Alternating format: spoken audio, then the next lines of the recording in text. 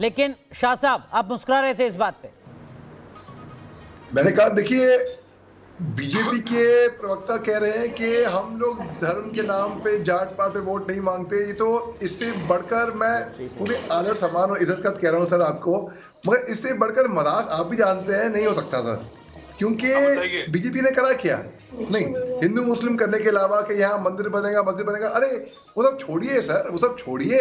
यहाँ पे भलाई हर मस्जिद मंदिर के बदले अस्पताल क्यों नहीं बन सकते इस देश में? अगर ये हालात होती, अब आपको एक बात और मैं बताऊं, मैं आपको अभी आपको स्कोर यहाँ नहीं सर, आपको स्कोर यहाँ नजर आ रहा है सर। बीजेपी 121, टीएमसी 157, लेफ्ट 5, ठीक है, और मैं लेफ्ट को रिप्रेजेंट कर रहा हूँ। और फिर भी आप देखेंगे मेरे माथे पे कोई शिकंज नहीं है, डायरेक्ट मुस्कुराहट है। अभी भी मैं ऑप्टिमिस्टिक हूँ, अभी भी मैं कह रहा हूँ कि एक लड़ाई खेल अभी खत्म नहीं हुआ है ना। उसी तरीके से हमारा ये उसूल है मरते दम तक। और वही मैं कहूंगा हमारे देश के निवासियों को जो इस वक्त कोरोना से डर रहे हैं या लड़ रहे हैं, बल्कि लड़ रहे हैं तो कम, लोग डर रहे ज्यादा हैं। जैसे कि सांप होता है ना, सांप जब काटता है लोग सांप के जहर से कम मरते हैं, लेकिन घबराहट से ज्यादा मरते हैं। लेकिन शाह साहब, आपकी जो मुस्कुराहट है सर, ये पॉलिटिकल मैच्योरिटी है या आपके जो बाकी सहयोगी हैं वो गेट वेल सून का आपको शुभकामना संदेश दें ताकि थोड़ी गंभीरता आए पर पार्टी के अंदर? ये थोड़ा समझ से परे है। लेकिन शमीम अहमद साहब, प्रशांत किशोर जो लगातार प्रेडिक्ट कर रहे थे पश्चिम बंगाल के चुनाव को लेकर, क्या कहेंगे अब आप? देखिए, वो तो प्रशांत किशोर जिस तरीका से जो बात बोले थे, आज नतीजा बहुत उससे दूरी पे नहीं है।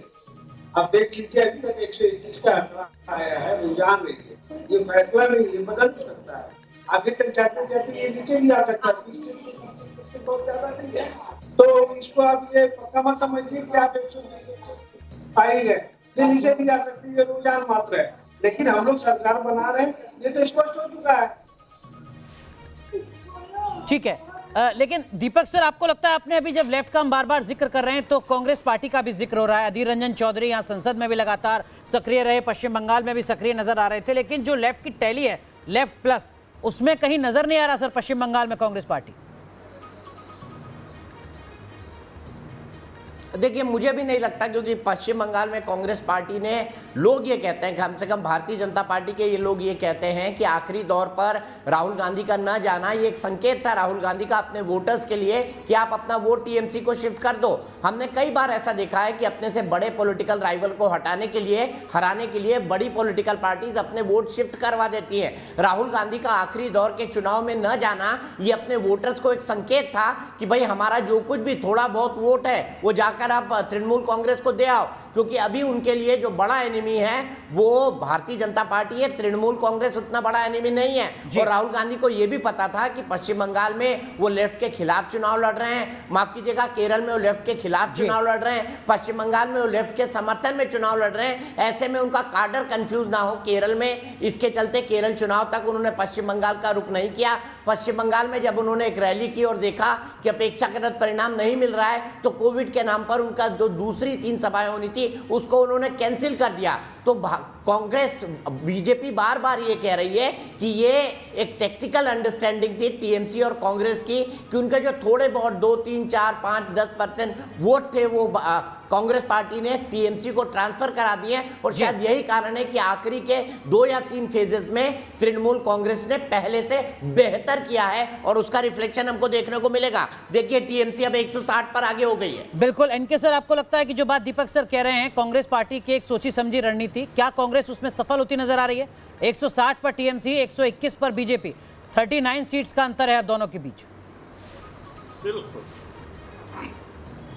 बिल्कुल बिल्कुल सही है दीपक जी, बिल्कुल सही कह रहे हैं। और ये हम लोगों ने बहुत सारे इलेक्शंस में देखा है कि पार्टियां अपने को धीरे से वापस कर लेती है, वीक कैंडिडेट दे देती हैं ताकि दूसरे वाले का जीत जाए। ये बहुत कॉमन प्रैक्टिस है जो इलेक्शन टैक्टिक्स कहते हैं, उसमें से आती है और ये हुआ है। लेकिन जो लास्ट के फेजेस हैं 3, उसमें अगर आप देखें, और मैं इसी को ऑब्जर्व करना चाहता हूं जब रिजल्ट पूरे आ जाएं, कि लास्ट तक आते आते जनता में कोरोना को लेके, सेंट्रल गवर्नमेंट की हैंडलिंग को लेके एक नाराजगी पैदा हुई और वो लास्ट के 3 फेजेस में जबरदस्त पैदा हुई। मेरे ख्याल से वो एक बड़ा कारण रहा है कि बीजेपी का ये जो इस समय आप देख रहे हैं टैली, अगर लास्ट के 3 फेजेस में ये टेंडेंसी दिखाई देती है, तो हमें व्यापक रूप से देखना पड़ेगा कि क्या कोरोना की हैंडलिंग जो हुई है, क्या वो एक गलत नेगेटिव पब्लिक इमेज बना रही है सेंट्रल गवर्नमेंट की। क्योंकि ये अगर होता है तो ये पूरा ट्रेंड डिफरेंट है। ममता बनर्जी अगर जीतती है तो ठीक है, कांग्रेस ने सपोर्ट किया, ये तो एक पक्ष है, लेकिन लास्ट के 3 फेजेस में ये बात बिल्कुल सही है जो दीपक कह रहे थे कि लास्ट के 3 फेजेस को ऑब्जर्व करने की जरूरत है कि उसमें ममता बनर्जी ने कैसा किया, और अगर वो सही किया, मतलब वो अच्छा किया है, तो सिर्फ इसलिए कि सेंट्रल गवर्नमेंट की कोरोना हैंडलिंग को लेकर लोगों में नाराजगी थी। मोहम्मद अमीन साहब, एक चीज आपसे समझना चाहूंगा, 2.5 घंटे से ज्यादा बीत चुके हैं काउंटिंग में।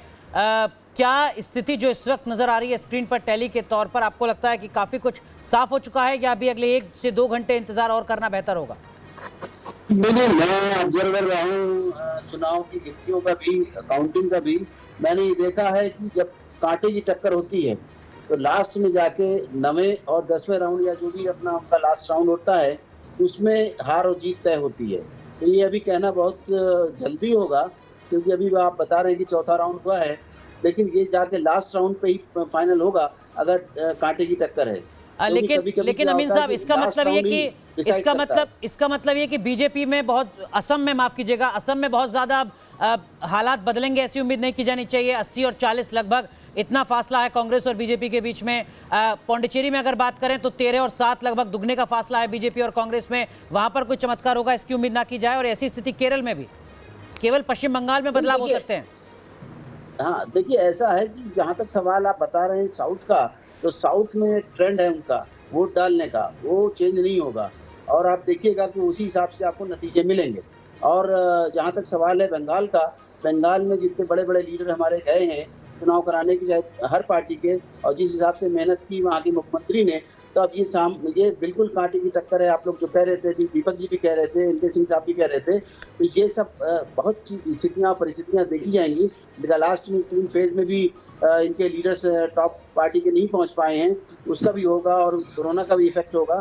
तो अब ये क्या होता है जाके, ये आपको लास्ट राउंड में, लास्ट के 1-2 राउंड से पहले ही पता पड़ पाएगा। किसी सीट पर तो लास्ट राउंड में पता चलेगा, और कहीं पर तो मैंने देखा है कि वोट जो है 5 और 10 वोटों से, कहीं पर तो 1 वोट से भी पार्टी जीतती और हारती है, और कैंडिडेट हारते जीतते हैं। दीपक सर, मुश्किल है अभी कहना बंगाल के लिए। दीपक सर, 14 सीटें आगे है अभी तृणमूल बहुमत के जरूरी नंबर से, 147 के मुकाबले 161।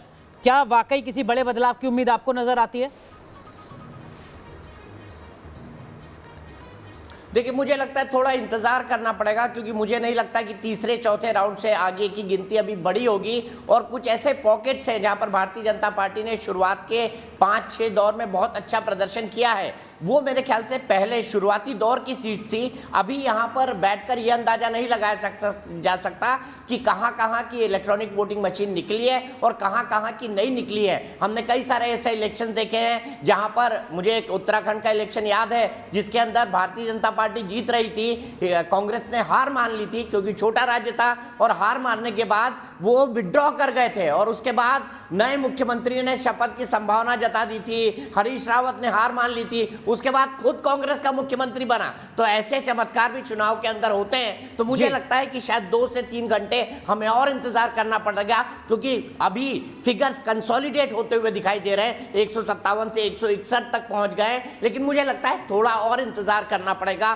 क्योंकि हमने बिहार के विधानसभा चुनाव में भी देखा था कि 7-8 बजे तक जाते जाते 5 सीटों से अंततः नीतीश कुमार जीते थे, और कई बार वहां पर ऊपर हो रहा था, नीचे हो रहा था, ऊपर हो रहा था, नीचे हो रहा था, ये स्थितियां हमने देखी थी। तो मुझे लगता है कि कम से कम पश्चिम बंगाल का मामला, बाकी 4 राज्य तो पूरी तरह से क्लियर है।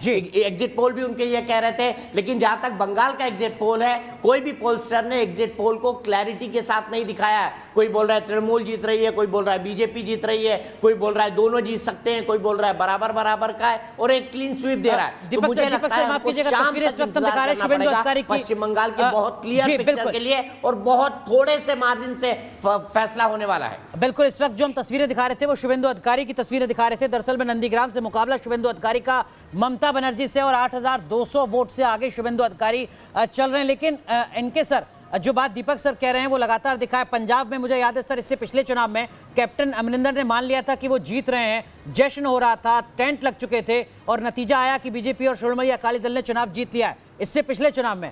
अब जबकि सिर्फ 5 सीटों का अंतर बचा है, 292 में से 287 सीटों के रुझान सामने आ चुके हैं, क्या अब भी आपको लगता है कि एक बड़ा बदलाव हो सकता है?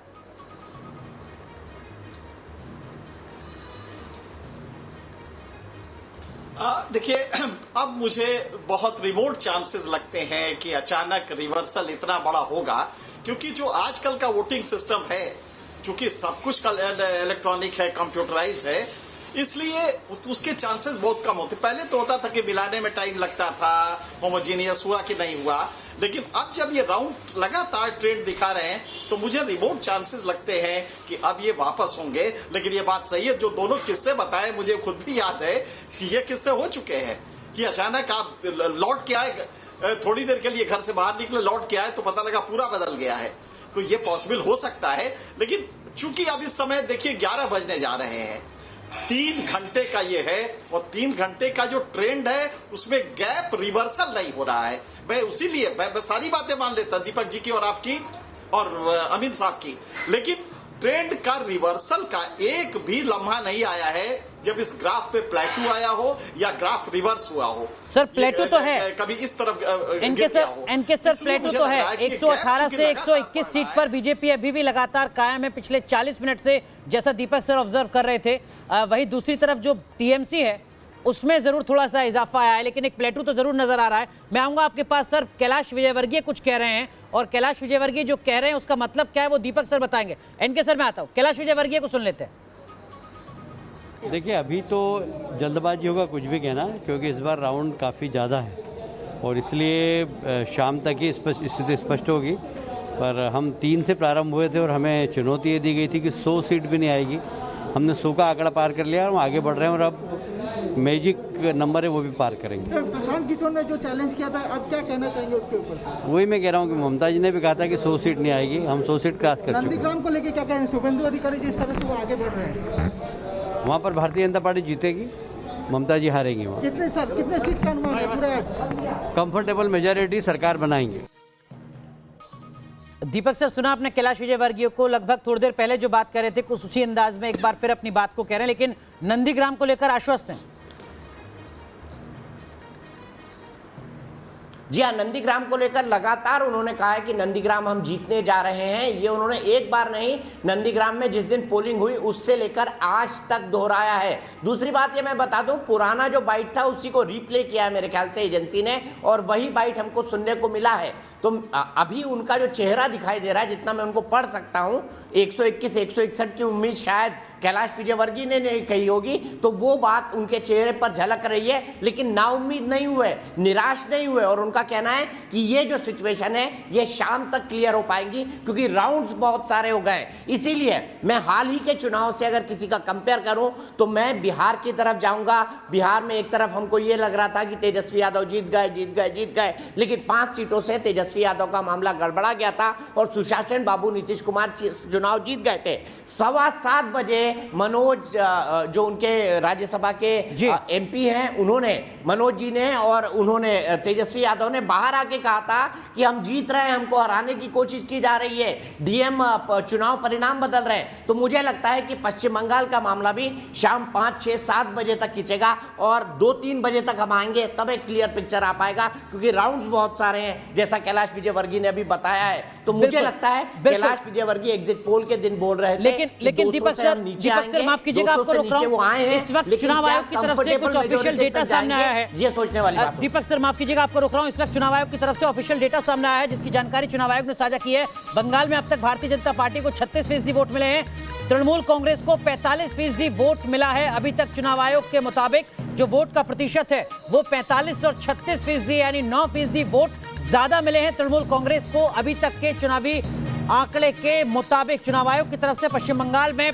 टीएमसी को 45%, जबकि बंगाल में बीजेपी को 36% वोट मिले हैं अभी तक की जो जानकारी आ रही है उसके मुताबिक। एनके सर, ये 9% का अंतर क्या कुछ कहता है सर? और जो प्लेटो लगातार पिछले 40-50 मिनट से दिख रहा है, 118, 121 बीजेपी।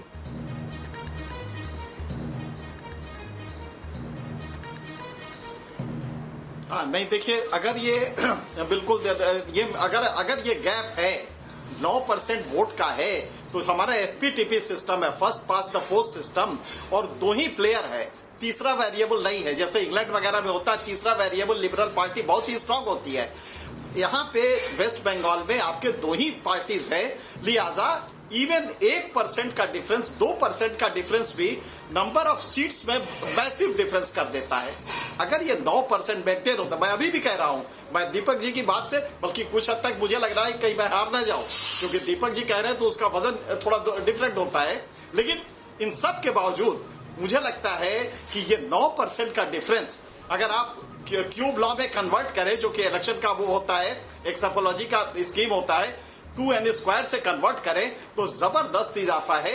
और अगर ये 9% मेंटेन होता है तो सीटों में जो गैप होगा वो काफी बड़ा होगा, 2n² के हिसाब से होगा। मुझे लगता है कि 36 सीटों का अंतर आएगा इस कैलकुलेशन के हिसाब से, जो 2n² जी जो आपका फॉर्मूला है सर, वो शायद लग रहा है कि अपना असर दिखा रहा है। अगर ये 9% मेंटेन होता गया जी तो एनके सर, जो आपका फॉर्मूला है वो अपना असर शायद दिखा रहा है। दीपक जी, इस वक्त जो टैली है उसमें बीजेपी घट चुकी है, 121 से घटकर 114 पर आ गई है, और टीएमसी 170 सीटों पर, यानी बीजेपी और टीएमसी के बीच में जो सीटों का फासला है वो इस वक्त 56 सीटों का है।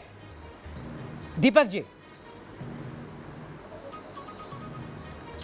बिल्कुल, और मेरे ख्याल से भारतीय जनता पार्टी के लिए अब ये चिंता की बात है, 121, 152 या 157 को मैं उनके लिए बहुत खतरनाक नहीं मान रहा था, लेकिन बीजेपी का सीधे 6 सीटें घट जाना ये बहुत आश्चर्य की बात है। लेकिन फिर भी हमको ये देखना होगा अनुराग, क्या भारतीय जनता पार्टी ने लोकसभा चुनाव में जितने वोट पाए थे उतने वोट वो पा नहीं पाएगी। अगर उसके हिसाब से कैलकुलेट किया जाए तो फिर से कांटे की टक्कर हो जाती है। हालांकि मुझे 36% वोट सिर्फ भारतीय जनता पार्टी पाए और 45% सीधे टीएमसी के खाते में चले जाए, इसकी संभावना मुझे एक पॉलिटिकल ऑब्जर्वर के तौर पर कम नजर आती है। तो इसीलिए मैं इंतजार करूंगा, मुझे लगता है अभी इंतजार करना चाहिए, कई सारे राउंड्स बाकी है, उसमें देखना चाहिए कि आगे भारतीय जनता पार्टी के फेवर में क्या कुछ जाता है। और अगर भारतीय जनता पार्टी वाकई में 114 और 170 वाली स्थिति के साथ हारती है, क्योंकि देखिए अभी हमने देखा 116 और 171 हो गया, ये परिवर्तन भी हो रहा है। अगर इस सिचुएशन में हारती है तो भारतीय जनता पार्टी को अपने इलेक्शन मैनेजमेंट के बारे में एक बार फिर से सोचना होगा कि लगातार 10 साल की मेहनत के बाद, 10 साल तो नहीं, कम से कम 7 साल की मेहनत के बाद आखिरकार ये परिस्थितियां भारतीय जनता पार्टी के लिए क्यों बनी पश्चिम बंगाल के अंदर। बिल्कुल, लेकिन इस वक्त हम आपको बता दें सभी की सभी 292 सीटों के जो रुझान है वो सामने आ चुके हैं। 2 सीटों पर जो मतदान है वो आगे होना है। विधानसभा में कुल 294 सीटें हैं, लेकिन 292 सीटों के यानी कुल मिलाकर सारी सीटों के रुझान सामने आ चुके हैं। 171 सीटों पर टीएमसी आगे चल रही है, 147 सीटें चाहिए बहुमत के लिए पश्चिम बंगाल में, और 116 सीटों पर भारतीय जनता पार्टी इस वक्त बढ़त बनाए हुए है, यानी जो अंतर है वो लगातार बढ़ता हुआ नजर आ रहा है यहाँ पर, और 50 से ज्यादा सीटों का इस वक्त ये फासला लगातार बना हुआ है। लेकिन एनके सिंह सर, 2016 में तृणमूल कांग्रेस का जो वोट प्रतिशत था वो तकरीबन 44% के आसपास था। 2021 के इस चुनाव में अभी जो चुनाव आयोग की तरफ से आंकड़ा आया है उसके मुताबिक 45% के आसपास टीएमसी को वोट मिल चुका है। टीएमसी अपनी जगह पर कायम है, ये मान लिया जाए?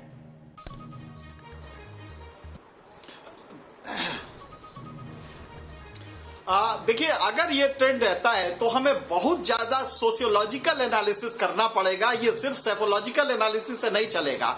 जैसा दीपक जी कह रहे थे कि इलेक्शन मैनेजमेंट, मुझे लगता है इससे ऊपर की चीज है। इतने बड़े कम्युनल कंसोलिडेशन के बाद जिसमें हर कुछ किया गया, अगर एक बड़ा तबका है जो कि मुतासिर नहीं हुआ और वो ममता के साथ अपने पुराने स्टेट से भी बढ़ के कायम रहा, तो ये सोशियोलॉजी के एनालिसिस की भाजपा को अपनी पूरी रणनीति कुछ राज्यों के लिए बदलनी पड़ेगी। और ये भाजपा के लिए एक बड़ा नसीहत होगा कि नहीं, सिर्फ इससे नहीं होता है, सिर्फ कम्युनल कंसोलिडेशन से चीजें नहीं बदलेंगी। तो मेरे ख्याल से अगर ये रहता है कि 16 के हिसाब से भी अच्छा होता है या 19 के हिसाब से बेटर करते हैं, तो कहीं ना कहीं इस ट्रेंड एनालिसिस को अगर आप देखें और ये मेंटेन हो रहा है, तो इसका समाज शास्त्रीय विश्लेषण की जरूरत है कि क्यों यहाँ बड़ा फर्क है। या तो वो ये है कि कल्चरल आइडेंटिटी बहुत पावरफुल थी, ठीक है, उसने ब्रॉडर हिंदू आइडेंटिटी को वो कर दिया, किनारे कर दिया कि नहीं ये बंगाल अस्मिता का सवाल है, तो मेरे ख्याल से ये एनालिसिस आने वाले दिनों में ही हो पाएगी। ठीक है, लेकिन दीपक सर 2016 में बीजेपी का वोट प्रतिशत था विधानसभा चुनाव में पश्चिम बंगाल में 10% के आसपास, और अभी तक जो जानकारी मिल रही है उसके मुताबिक 36%। किस तरीके से बीजेपी के सफर को देखेंगे सर? देखिए, मैं 2016 को फैक्टर मानता ही नहीं। अगर फैक्टर हमको किसी को मानना चाहिए अनुराग, तो वो 2019 के लोकसभा चुनाव है, जहां पर भारतीय जनता पार्टी ने सब प्रिडिक्शंस को धता बताते हुए अपने लिए 18 सीटें जीती थी, और जो वोट परसेंटेज उसको मिला था वो मिला था 40.71%। यानी 2019 के लोकसभा चुनाव में उसे लगभग 41% वोट मिला है। लेकिन अगर तृणमूल कांग्रेस की बात करें तो उसे 43.3% वोट मिला है। यानी लगभग 2.25% का अंतर है, 2% के आसपास, 2.25% का अंतर है दोनों के वोट में। अब ऐसे में मेरे गले ये नहीं उतरता कि पॉपुलर वोट तब 24 लाख मिले थे भारतीय जनता पार्टी को और तृणमूल कांग्रेस को, और 23 लाख के आसपास मिले थे बीजेपी को। अब ऐसा क्या हो गया कि तृणमूल कांग्रेस को 45% वोट मिल रहे हैं और भारतीय जनता पार्टी को मात्र 36%। तो मुझे लगता है कि भारतीय जनता पार्टी का ये फिगर बढ़ेगा, क्योंकि 41 से लेकर 36 यानी 9% का अंतर एक विधानसभा चुनाव में बीजेपी के लिए नहीं आ सकता। ये कोई भी सेफोलॉजिकल समझ नहीं पाएगा, सेफोलॉजिकल एनालिस्ट, तो हमको थोड़ा सा इंतजार करना चाहिए। लेकिन दीपक सर, इस वक्त की बड़ी खबर जो हम दिखा रहे हैं इस वक्त दर्शकों को, 100 से ज्यादा सीटें ऐसी हैं जहां पर वोटों का अंतर 1000 से कम का है। 50 सीटें ऐसी हैं जहां पर 3000 से कम वोटों का अंतर है। लेकिन बड़ी बात है कि 100 सीट ऐसी हैं इस वक्त पश्चिम बंगाल में जहां पर वोटों का अंतर 1000 वोट से कम का है। यानी एक बड़ा बदलाव हो सकता है, बहुत ज्यादा इंतजार नहीं करना पड़ेगा किसी भी दल को। जी हाँ, बिल्कुल बहुत बड़ा बदलाव हो सकता है। और ये जो 1000, 500, 700 का अंतर है, क्योंकि लोकसभा नहीं, ये विधानसभा का चुनाव है। विधानसभा में जो पोलिंग होती है वो छोटी होती है, 2 लाख, 3 लाख, 2.5 लाख, 1.5 लाख, 2.25 लाख, इस तरह की कॉन्स्टिट्यूएंसीज होती हैं, और ऐसे में 100-200 वोट भी महत्व रखते हैं। तो मुझे लगता है अनुराग, हमको अभी देखना पड़ेगा कि भारतीय जनता पार्टी एकाएक 9%, इतनी हाई पिच कैंपेन के बाद 9% वोट शेयर के अंतर के साथ नहीं पहुंच पाती, तो जाहिर सी बात है इसका वोट शेयर थोड़ा चढ़ना चाहिए। और क्या जब चढ़ता है बीजेपी का वोट शेयर, तो जाहिर सी बात है टीएमसी का गिरेगा। तब क्या परिस्थितियां बनती है, हमें उसके लिए इंतजार करना चाहिए। आरपी सिंह साहब, ये जो 100 सीटें हैं, यही आपकी उम्मीद है? देखिए, मैं वापस कह रहा हूँ, 2 घंटे भर का इंतजार करिए। मेरे पास अभी जो फीडबैक आ रहा है, हम वहां पर सरकार बना रहे हैं। मैं पैरेलली अपना जो पार्टी का फीडबैक आ रहा है वहां पे हम सरकार बना। और एनके सिंह सर, आपने लगभग 1 घंटे पहले भी यही बात कही थी आरपी सिंह साहब। 1 घंटा बीत चुका है, कुछ तो जानकारी साझा कर दीजिए सर, किस आधार पर आप ये कह रहे हैं? और सुनिए, और एनके सिंह साहब, पुडुचेरी में, असम इससे ज्यादा डिफिकल्ट स्टेट है, आपको पता है, बंगाल से ज्यादा डिफिकल्ट स्टेट है। वहाँ जिस प्रकार से पूरा रीजन्स बटे हुए हैं, जिस प्रकार से कम्युनिटीज बटे हुए हैं, वहां पर भी मुसलमान वोट है और बड़ी संख्या में है। और अगर ठीक ध्यान करिए तो बंगाल से ज्यादा है, तो उसके और पुडुचेरी में भी हम चुनाव जीतते। नहीं, आरपी सिंह साहब, पश्चिम बंगाल में ऐसी क्या जानकारी है आपके पास जो अगले 1 घंटे में आप बताएंगे, जिसके आधार पर आप कहें कि देखिए हम 147 को पार कर चुके हैं 116 से? इस समय जो मेरे पास फीडबैक है, हम लोग 148 पर आगे हैं, जो एग्जैक्ट फीडबैक मेरे पास है। और उसमें मार्जिन कम है, ज्यादा है, वो अलग बात है, परंतु हम उन सीट्स पे आगे हैं जो हमारा पोलिंग स्टेशन का कार्यकर्ता जो फीडबैक बाहर भेज रहा है। तो वो साथ, क्योंकि मेरे पास मेरे पार्टी के से जो फीडबैक आ रहा है वो मैं आपसे शेयर कर रहा हूँ, तो इसलिए कह रहा हूँ रुकिएगा जरा, अगले 2-3 राउंड काउंटिंग होने दीजिए, फिर आपको उत्तर ठीक मिल जाएगा। और एक बात वो भी सोचिएगा, बंगाल विदाउट ममता बनर्जी, मतलब ममता बनर्जी चुनाव हार रही है, ये भी सुनिश्चित है, जो फीडबैक मेरे पास है। ठीक है, लेकिन अभी तो बात बीजेपी और टीएमसी की हो रही है। एनके सिंह साहब, क्या वाकई 1 घंटे में तस्वीर ऐसी बदल सकती है, खासकर तब जबकि 100 सीटों पर वोट का फासला 1000 वोट से कम का है, जो बात आरपी सिंह जी कह रहे हैं?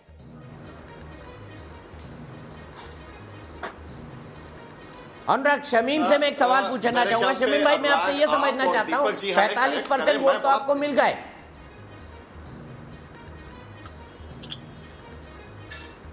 45% वोट तो आपको मिल गए, 171 सीटों पर आगे जाते दिखाई दे रहे हैं। आपकी पार्टी का क्या प्रेडिक्शन है, कितनी सीटें जीतने जा रहे हैं अब आप, शमीम भाई, अगर यहां से देखें तो? हम लोग स्पष्ट तरीका से 180 पार कर रहे हैं। अभी आपने देखा बीजेपी 121 तक पहुंच गई थी, 5 कम हुआ है, फिर बढ़ेंगे हम लोग 121 के ऊपर रहेंगे, जितने भी कम रहेंगे 180 के ऊपर रहेंगे हम।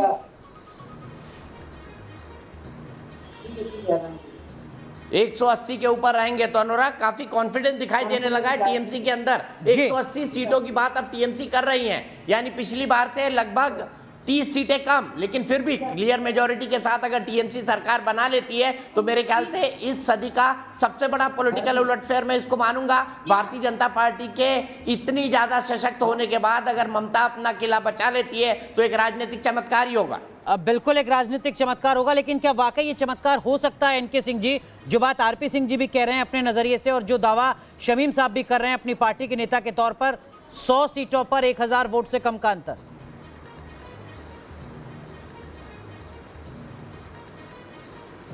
मैं बड़ा परेशान हूं। आप दीपक जी और आप हमें करेक्ट करेंगे, दो कॉन्ट्राडिक्टरी वेरिएबल्स है, फैक्ट्स आए हैं। मिड काउंटिंग इलेक्शन कमीशन ने एक फिगर दिया, नॉर्मली नहीं होता है, मिड काउंटिंग एक फिगर दिया, वो भी वोट परसेंटेज का, और ये बताया कि गैप 36 और 45 का, टीएमसी के पास 45 है। अगर ये गैप इतने काउंटिंग के बाद 45 और 9% का है तो 1000 के गैप तमाम सीटों पे, 100 सीटों पे कैसे पॉसिबल है, मैं ये नहीं समझ पा रहा हूं। ये म्यूचुअली कॉन्ट्राडिक्टरी है। अगर गैप 9% का है तो 100 सीटों पे 1000 का ही गैप है, इसका मतलब जो बाकी है उसमें 1-1 लाख का गैप चल रहा है, तभी ये वेरिएबल आ सकता है। तो मेरे ख्याल से जो साइकोलॉजी थोड़ी बहुत भी जानते हैं वो इसको लेके बहुत परेशान होंगे कि अगर 9% का गैप है तो 100 सीटों पे 1000 ही का गैप कैसे है, तो ये फिगर मैच कैसे करेगा? सर लेकिन ये तो अब और ज्यादा बढ़ गया है। जो अभी तक 45% था इनके सिंह सर, चुनाव आयोग की वेबसाइट में इस वक्त देख रहा हूं, उस पर तृणमूल कांग्रेस के खाते में 49% वोट जा चुके हैं और बीजेपी के खाते में 36.7। बाकी का जो 10-20% वोट है वो बाकी और दलों के पास है, लेकिन टीएमसी के खाते में 49% वोट शेयर हो चुका है। दीपक सर आप कुछ कह रहे हैं? अब मैं ये कहना चाहता हूं अनुराग, हमको इसको एब्सोल्यूट ढंग से नहीं कैलकुलेट करना चाहिए। दरअसल ये 49% वोट जो इलेक्शन कमीशन दिखा रहा है, ये वो वोट से जो गिन लिए गए हैं, जो शर्तिया टीएमसी के खाते में चले गए हैं, और जो वो बीजेपी के लिए दिखा रहा है वो बीजेपी के लिए गिन लिए गए हैं। इसका मतलब ये कहीं नहीं है कि तृणमूल कांग्रेस बहुत आगे निकल गया है और भारतीय जनता पार्टी बहुत पीछे रह गई है, क्योंकि अभी बड़ी संख्या में वोट गिनना बाकी है। अभी आप देख सकते हैं कुल कितने परसेंटेज पोलिंग के काउंटिंग अभी हुई है। मेरे ख्याल से ये फिगर भी इलेक्शन कमीशन आपको बता देगा। तो मुझे नहीं लगता कि इससे निष्कर्ष निकाल लेना उचित होगा। मुझे लगता है हमें थोड़ा इंतजार करना चाहिए, देखना चाहिए कि किस तरीके से परिस्थितियां आगे बदलती हैं, क्योंकि आपने कहा 1000 वोटों के अंतर से 100 सीटें हैं और 2000 वोटों के अंदर से 50 सीटें, तो ये सीटें भी इस तरफ या उस तरफ जीत जाएंगी। अब ऐसे में कौन लकी होता है, तृणमूल लकी होती है या फिर बीजेपी लकी होती है, ये देखने वाली बात। दीपक सर माफ कीजिएगा, इस वक्त की बड़ी खबर हम कोरोना से जुड़ी सामने आ रही है। दिल्ली में कोरोना से एक दिन में सबसे ज्यादा मौत हुई है। तो एक तरफ चुनावी नतीजे, वहीं दूसरी तरफ 24 घंटे में 412 लोगों ने दम तोड़ा है। देश की राजधानी दिल्ली में हालांकि कोरोना के मामले 16,559 आए हैं, कोरोना के मामले कम हुए हैं, लेकिन मौत का आंकड़ा लगातार बढ़ रहा है। सीधा रुक करते हैं एलएनजे पे अस्पताल का। हमारे सहयोगी मोहित बख्शी हमारे साथ जुड़ चुके हैं। मोहित, और क्या कुछ अपडेट? देखिए अपडेट ये है कि लगभग बीते 24 घंटे का सबसे बड़ा आंकड़ा है और ये आंकड़ा पूरे कोरोना काल का सबसे बड़ा आंकड़ा है, जब दिल्ली में 412 मौतें हुई हैं। अनुराग समझ सकते हैं आप हालात किस तरीके के हैं। 31% जो 35% चला गया था वो 31% जरूर आंकड़ा आया है संक्रमण दर का, लेकिन जो मौतें हुई हैं वो अपने आप में बहुत ही परेशान करने वाली हैं। और ये एक दिन नहीं है, ये लगातार 300 से शुरू हुआ था। पहले सिलसिला 20 तारीख के बाद अगर हम बात करें तो लगातार 200 से शुरू हुआ, फिर 250, 300, 350, 380, 81, 86 और अब 412। यानी कि आप अंदाजा लगा सकते हैं कि एक बीते 15 दिन के अंदर ही 3000 से ज्यादा मौतें हुई हैं। और इन आंकड़ों के हिसाब से आप लगा सकते हैं कि किस तरीके से दिल्ली इस वक्त दहल रही है, परेशान हो रही है इस कोरोना में। दिल्ली में कोरोना के मामलों में कमी देखी गई है। 16,000 आंकड़ा आप बता रहे हैं जो 24 घंटे में आया है, लेकिन मौत का आंकड़ा बढ़ रहा है। जानकार क्या वजह बता रहे हैं इसके? 25,000 आप कह रहे 24 घंटे में मामले 25,000 वो 25,000 है जो ठीक है। हम अपने मामलों को आंकड़ों को दुरुस्त करते हैं। 16,000 नहीं 25,000 से ज्यादा मामले सामने है जो जी बताएं मोहित। जी 25,000 आंकड़े आए हैं, जो कि अगर संक्रमण दर में देखें तो वो लगभग 31% है, जो कि 35% तक चला गया था, जो बहुत ही भयंकर था। उसमें कुछ अगर कहा जाए तो डाउनफॉल जरूर हुआ, लेकिन मौतों का आंकड़ा एक दिन भी कम नहीं हुआ है। लगभग 20 तारीख से हम अगर अभी तक देखें, 10 दिन के अगर हम आंकड़े देखें तो लगातार आंकड़े बड़े ही हैं, एक दिन भी मौतों का आंकड़ा कम नहीं हुआ है। और अब जो मामला 20 तारीख से पहले 167 मौतों पर था, वो आज 412 मौतों पर 24 घंटे के अंदर खड़ा है। जी बहुत बहुत शुक्रिया मोहित, इस वक्त की बड़ी खबर साझा करने के लिए। तो देश की राजधानी दिल्ली में 24 घंटे में कोरोना के 25,000 से ज्यादा मामले आए हैं, लेकिन मौत का आंकड़ा अब तक का सबसे ज्यादा 400 से ज्यादा लोगों की जान गई है। वहीं दूसरी तरफ ओडिशा से इस वक्त की बड़ी खबर, ओडिशा में 14 दिन के लॉकडाउन का ऐलान कर दिया गया है। ओडिशा में 14 दिन के लॉकडाउन का ऐलान किया है राज्य सरकार ने। इस वक्त की बड़ी खबर हम आपको बता रहे हैं। देश के अलग अलग हिस्सों में कोरोना की तेजी से बढ़ते मामलों के बीच राज्य सरकारों की तरफ से फैसले लिए जा रहे हैं, और एक बड़ा फैसला ओडिशा राज्य सरकार ने लिया है, जिसने 14 दिन के लॉकडाउन का ऐलान किया है। 5 मई से 19 मई तक ये लॉकडाउन लागू रहेगा, यानी 3 दिन के बाद उड़ीसा में लॉकडाउन लगने जा रहा है, जो 19 मई तक लागू रहेगा। 14 दिन के लॉकडाउन का ऐलान किया है उड़ीसा की राज्य सरकार ने, कोरोना के बढ़ते मामलों के बीच। इस वक्त की बड़ी खबर कोरोना से जुड़ी। दीपक सर, हम चुनाव के नतीजों पर और रुझान पर आए उससे पहले सर, ये माना जा रहा था और लगातार चर्चा हो रही थी कि 2 मई के बाद शायद कोरोना के मद्देनजर कुछ बड़ा फैसला हो सकता है देश में। उड़ीसा, दिल्ली से जो लगातार इस वक्त की बड़ी खबरें आ रही हैं, प्रधानमंत्री की बैठक हो रही है 9:30 बजे से, क्या आपको लगता है कि वक्त की जरूरत आज बन चुकी है? देखिए, वक्त की जरूरत तो है लॉकडाउन, लेकिन मुझे नहीं लगता कि केंद्र सरकार केंद्र के स्तर पर कोई लॉकडाउन लगाने जा रही है, ना ही उन्होंने इस तरह का कोई संकेत दिया है। केंद्र ये चाहती है कि राज्य अपने तरीके से अपनी परिस्थितियों को ध्यान में रखते हुए लॉकडाउन लगाए, जैसा कि महाराष्ट्र ने लगाया, जैसा कि दिल्ली ने लगाया। दिल्ली के व्यापारी तक कह रहे हैं कि लॉकडाउन लगे। अब दिल्ली में इस लॉकडाउन को 10 तारीख तक बढ़ाया गया है। ठीक उसी तरह उड़ीसा ने लॉकडाउन लगाया। तो केंद्र इस बार अपने हाथ नहीं जलाएगी, उसने ये अधिकार राज्यों को दे दिए हैं लॉकडाउन लगाने के। लेकिन जो परिस्थितियां बन रही हैं, जो आंकड़े सामने आ रहे हैं, वो बेहद डराने वाले हैं, वो बेहद चिंता करने वाले हैं। और ऐसे में कल रात में 8 लोगों की मौत होना बत्रा अस्पताल में ऑक्सीजन की कमी के कारण, ये कहता है कि हमारा सिस्टम, हमारी व्यवस्था कितनी अधिक लचर हो चुकी है। और इसीलिए कुछ पॉलिटिकल पार्टीज हैं आज जो इलेक्शन की काउंटिंग का बायकॉट कर रही हैं। और मुझे ऐसा लगता है कि हाल ही की परिस्थितियों को देखते हुए, समझते हुए प्रधानमंत्री और उनकी टीम को एक बड़ा निर्णय कोई करना चाहिए। लेकिन वो निर्णय किन पैरामीटर्स में होगा, किस परिस्थितियों के आधार पर होगा, ये समझने वाली बात होगी। लेकिन सेंट्रल स्तर पर कोई लॉकडाउन लागू होगा या केंद्र या प्रधानमंत्री कोई लॉकडाउन लगाएंगे, इसकी संभावनाएं न के बराबर नजर आती है। दूसरा एक महत्वपूर्ण मामला मैं साइरस पूनावाला के बारे में बताना चाहता हूं। उनके बारे में ऐसी खबर आ रही थी कि कल शाम वो लंदन चले गए क्योंकि उनको लगातार धमकियां आ रही थी। ये बात भी अपने आप में परेशान करती है। ऐसे में वैक्सीन की अवेलेबिलिटी किस तरह सुनिश्चित होगी और उस पर केंद्र सरकार ने क्या किया है, क्या साइरस पूनावाला से केंद्र सरकार ने बात की है, राज्य सरकार ने बात की है, इन बातों को भी हमको ध्यान में रखना चाहिए और इन तमाम स्टोरीज का भी फॉलोअप करना चाहिए। बिल्कुल।